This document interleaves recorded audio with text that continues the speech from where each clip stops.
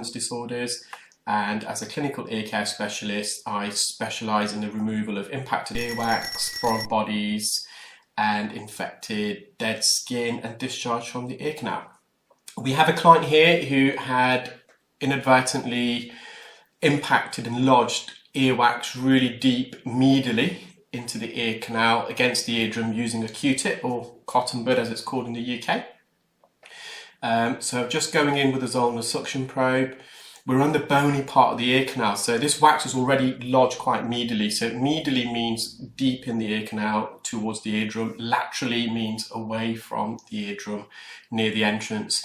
And I don't know if you saw it at the beginning when I first went in, you could see the indentation of the cotton bud, and even here you can see in the middle the wax is lodged further in, so it's been pushed in. So I'm trying to separate the wax from the canal walls. You can see the perimeter now, you can see the earwax, the skin adhesions against the ear canal has been loosened, which allows for the wax to be removed. You can see some white spots on the earwax plug there, and that's a dead keratin, dead skin that's adhered to the earwax, and it lifted off the ear canal wall as we extracted the wax. We've got this final plug of wax really against the eardrum. The patient had been using olive oil earwax drops in this ear, which did help. It just loosened and lubricated the wax off the ear canal. We've just got some residual wax, and if you've been watching my videos, you should know the term anterior recess. There is some wax hidden away just to the right of the eardrum, really deep into the ear. So the ear canal has a narrowing, and that's where we are at the moment, and that's called the isthmus. And beyond the narrowing, the ear canal again widens, and that creates a recess at the front part of the eardrum towards the nose, and we call that the anterior recess. And you can just see there, I've used a fine end gauge to access the anterior recess. I had to bend the tip of the fine end to curl and bend around this narrowing into the anterior recess. And most people also have a very prominent inferior recess. The inferior is at the bottom of the eardrum. It's almost like a cave there, like a trench. Managed to get all that wax out. This is the patient's left ear. Now, here, again, the patient had been using a cotton bud, but they've not been using any earwax drops. You can see this wax is stuck, literally stuck against the eardrum. It's lodged, and it's lodged beyond that narrowing. You can see where the narrowing is.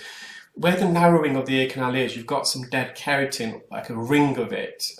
It's all the way around the peripheral part of the ear canal. So I've just loosened this dried wax off the eardrum, and I've decided to use some forceps just to get some purchase, and I've managed to extract this off the eardrum.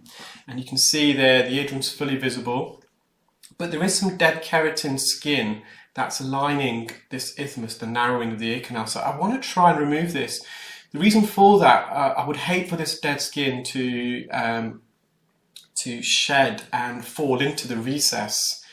If it falls into the recess, it's number one, it's almost invisible to the eye because it's quite a big cave there. And that dead skin can then get infected, and it can start eroding the annulus region. So the annulus region is the region at the bottom of the eardrum, causing a widening, and that will in future encourage a buildup of dead skin, keratin that can't migrate, will get lodged in there if it widens and erodes. So just using a fine end gauge. We have to be so gentle here though, guys, because we're on the bony part of the ear canal. And I did advise the patient, if he felt any discomfort, to let me know straight away, because we'll stop.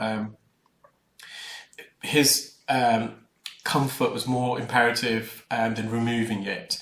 But he was finding it okay. It wasn't uncomfortable for him. He's happy for me to continue. Again, just loosening this dead skin, and that skin, it's not earwax, it's dead skin, and it's been there for a while. You can tell by the colour.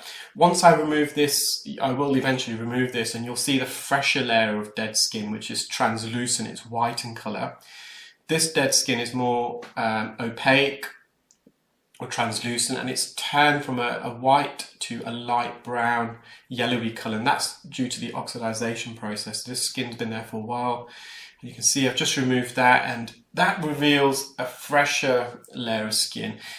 We're not going to try and remove the fresher layer of skin because that's still adhered to the bony part of the ear canal, and that will be very uncomfortable for the patient. And if we remove that, there may not be another undercoat of skin, which can then lead to an infection. I hope you enjoyed that video, guys, and you're keeping well and safe.